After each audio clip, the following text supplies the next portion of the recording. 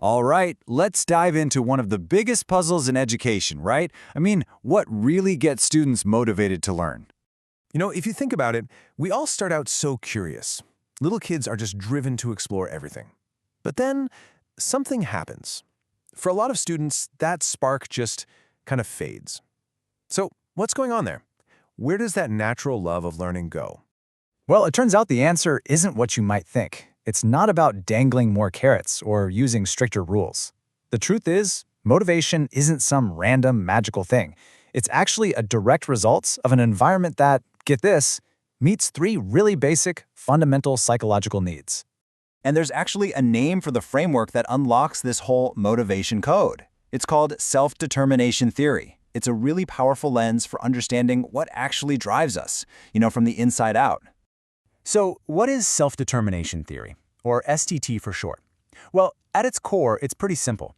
It says we're all wired with this natural urge to grow and learn. But, and this is the key part, that urge can either flourish or just completely wither away, all depending on whether our environment is meeting those three specific needs we just talked about.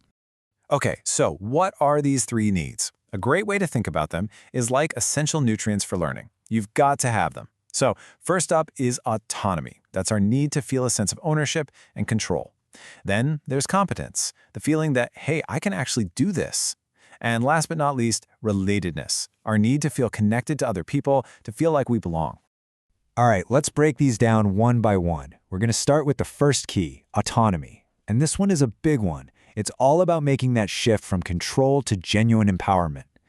So, to put it simply, autonomy is all about feeling like you're in the driver's seat of your own life, of your own actions. Now, this doesn't mean it's a total free-for-all, not at all. It's about giving students a real sense of ownership over their own learning journey. Okay, but what does that actually look like in a classroom? Well, on one side, you have this controlling approach that uses pressure and minimizes choice. But on the other, you have an autonomy-supportive approach. This is where you provide meaningful choices, you actually explain why a task is important, and you acknowledge the student's perspective, how they might be feeling about it. It's a total game changer. Okay, on to our second key, building competence. This is where the magic really starts to happen, where students begin to get that incredible feeling of, hey, I can actually do this. Competence is that amazing feeling you get when you finally master a new skill or truly understand a tough concept.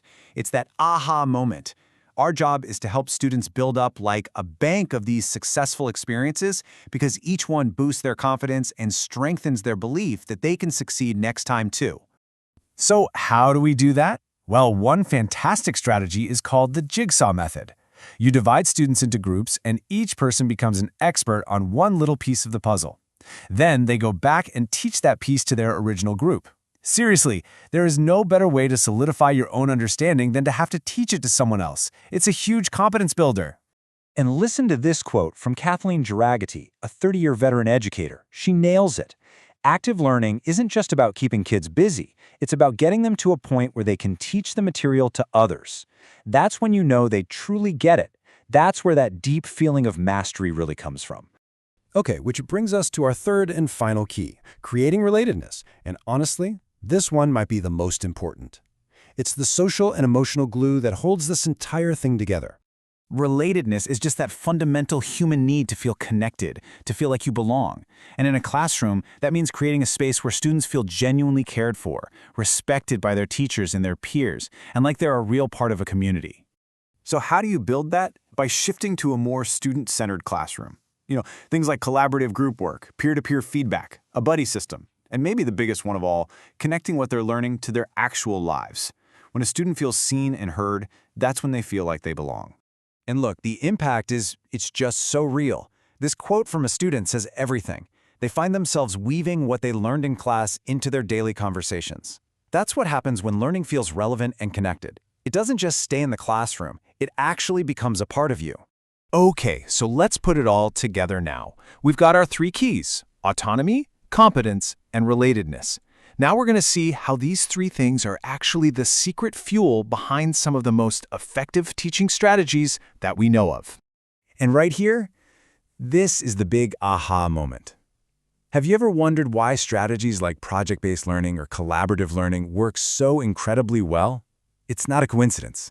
It's not just because they're the in thing to do. They work because they are brilliantly designed to satisfy all three of those core psychological needs we've been talking about. They are basically motivation-generating machines. All right, so this all sounds great, right? But you might be thinking, okay, where do I even start? How do you take all this theory and actually put it into practice on, say, a Tuesday morning? Well, here's the best part. You do not have to overhaul everything you do. Seriously, the secret is to just start small. Just pick one of these needs, autonomy, competence, or relatedness, and focus on introducing one small, intentional change to support it. Even that one little thing can make an absolutely massive difference. And that really leaves us with a final, kind of powerful thought to chew on. What if we reframe our entire job? What if it's not just about covering the curriculum or delivering information? What if our real job, our most important job, is to be architects of an environment where students' needs are met so consistently that their motivation doesn't just show up. It becomes, well, inevitable?